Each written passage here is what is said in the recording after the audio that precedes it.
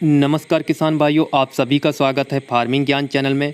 आज हम गन्ने की फसल को लेकर महत्वपूर्ण बिंदुओं पर चर्चा करने वाले हैं।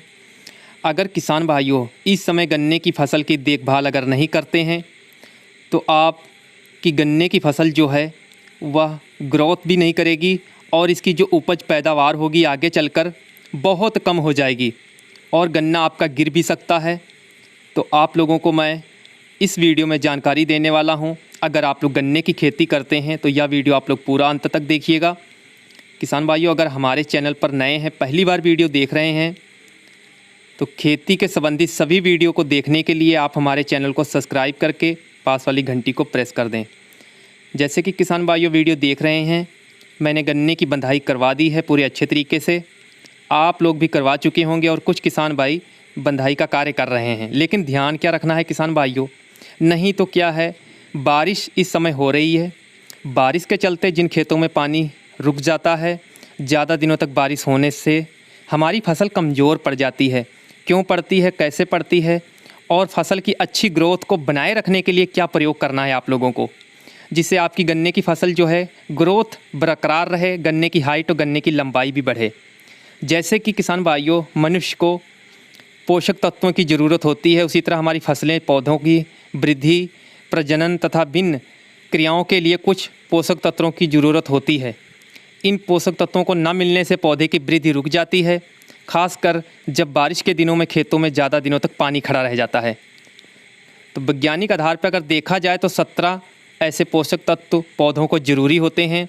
इनके बिना पौधे की वृद्धि बिल्कुल भी संभव नहीं है।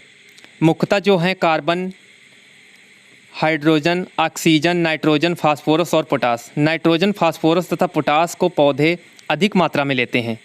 इन्हें खाद उर्वरक के रूप में देना चाहिए और देते भी हैं हम लोग। इसके अलावा कैल्शियम, मैग्नीशियम और सल्फ़र की आवश्यकता भी होती है, लेकिन कम होती है फसलों में। तो किसान भाइयों और भी जो हमारे पोषक तत्व हैं जैसे लोहा, तांबा, जस्ता, मैग्नीज, मैग्नीशियम, क्लोरीन, निकिल, ये सब पोषक तत्व हैं। तो किसान भाइयों जैसे कि इस समय आपकी गन्ने की जो देखभाल क्या करनी है, गन्ने को टाइम से बंधा लेना है। यानी तेज़ हवाएं जब चलती हैं तो गन्ना गिर भी जाता है, लेकिन बंधाई के वक्त आपको ध्यान रखना चाहिए। जैसे मैंने गन्ने की बंधाई की है इस प्रकार से आप लोगों को करवाना है। ज़्यादा ऊपर से अगर गन्ने की बंधाई करवा देंगे तो गन्ने की बढ़वार रुक जाती है, अगौला सूखने लगता है, गन्ने का पौधा कमज़ोर हो जाता है। अब बात हम करते हैं कि प्रयोग क्या करना होगा। जब ज़्यादा बारिश होती है जुलाई अगस्त में और पानी खड़ा होने से जो मेन पोषक तत्व हमारे होते हैं वह कमी दिखती है। इसी कमी के कारण जो पौधे होते हैं वो कमज़ोर होने लगते हैं, जो भोजन बनाने की प्रक्रिया है बहुत स्लो हो जाती है। तो इसीलिए हमारी जो फसल होती है गन्ने की कमज़ोर दिखने लगती है, पीली हो जाती है। इसीलिए कुछ किसान भाई अपनी भाषा में कहते हैं कि गन्ना बैठ गया, इसी को कहते हैं गन्ना कमज़ोर हो गया हमारा। तो इसको आपको क्या करना है इस समय किसान भाइयों, जो भी आपको प्रयोग करना होगा तो मात्र लाइनों में करना होगा, पौधों की जड़ों के पास। जैसे गन्ने की हम लाइनों में बुआई करते हैं तो ज़्यादा पानी खड़ा होने से किसान भाइयों नाइट्रोजन की कमी भी आती है उस खेत में, जिंक की भी कमी आ जाती है कुछ खेतों में। तो आज मैं आप लोगों को बताऊंगा, प्रयोग करें, आपकी जो गन्ने की फसल है बहुत अच्छी बनी रहेगी, हरापन भी रहेगा। तो ज़्यादा यूरिया का भी प्रयोग नहीं करना है, इस सावधानी को भी बरतना है किसान भाइयों। अगर आपकी गन्ने की फसल जिन खेतों में पानी खड़ा हो गया है, कमज़ोर हो गई है, पानी जिस समय निकाल के खेत का, उस समय किसान भाइयों आप लोगों को मात्र 30 किलोग्राम यूरिया जड़ों के पास लाइनों में देना है। और उसके साथ में आपको जो मिक्स करना है, साथ में मार्केट में आप लोगों को मिल जाएगा, कॉम्बिनेशन पैक आता है जिंक और सल्फ़र का। जैसे कि आप स्क्रीन पे देख रहे हैं, मैंने इसका डिटेल डिस्क्रिप्शन में भी दे दिया है, वहाँ से भी नोट कर सकते हैं। डोज़ भी दे दी है मैंने, जितनी डोज़ आपको प्रयोग करनी है। लगभग 8 किलोग्राम लेनी है आपको ये, और 30 किलोग्राम यूरिया लेना है। लाइनों में गन्ने की फसल में दे देना है। जैसे कि आप हमारा प्लॉट देख रहे हैं किसान भाइयों, मैंने पत्ती को भी, जो नीचे पत्तियाँ होती हैं और उनको भी गिरा देना चाहिए।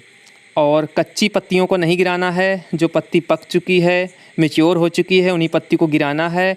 और गन्ने की बंधाई के टाइम विशेष ध्यान रखना है किसान भाइयों। और जो खरपतवार होती है, बेल होती है, उसको कटवा देना चाहिए, नहीं तो बढ़वार में वो अवरुद्ध करता है गन्ने की फसल को।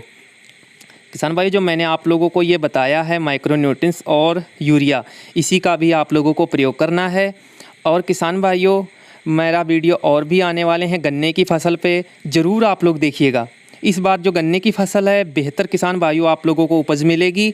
और ये जो 3 माह आगे आने वाले हैं, 3 महीने गन्ने के लिए बहुत विशेष हैं। अगर हम लोगों ने पिछली बुआई से लेके गन्ने की तैयारी तक अभी तक जो प्रयोग किया है वो सब जो मेहनत की है किसान भाइयों, सारी मेहनत बेकार हो जाएगी अगर हम अगले आने वाले 2 महीने तक ध्यान नहीं रखते हैं अपनी गन्ने के फसल में। तो वह वीडियो आप लोग बिना छोड़े देखिएगा। और बहुत आप लोगों को मैं उसमें जो प्रयोग करना है, सितंबर में क्या प्रयोग करना है, अगस्त में क्या प्रयोग करना है गन्ने की फसल में, सब मैं आप लोगों को डिटेल बराबर देता रहूँगा। तो जैसे किसान भाइयों आप देख रहे हैं गन्ना बहुत अच्छी ग्रोथ में है, अब इसी ग्रोथ को बना के रखना है। तो जो मैंने आप लोगों को बताया उसी का प्रयोग करना है और कुछ भी आप लोगों को ज़्यादा प्रयोग नहीं करने की आवश्यकता है मार्केट से लाकर, नहीं तो पैसा व्यर्थ जाता है, उसका रिजल्ट पूरा नहीं मिल पाता है। किसान भाइयों पोका बोइंग या टॉप बोरर की समस्या आती भी है तो मैं स्पेशल वीडियो उसके लिए लेकर आऊँगा, वह वीडियो आप लोग ज़रूर देख लीजिएगा।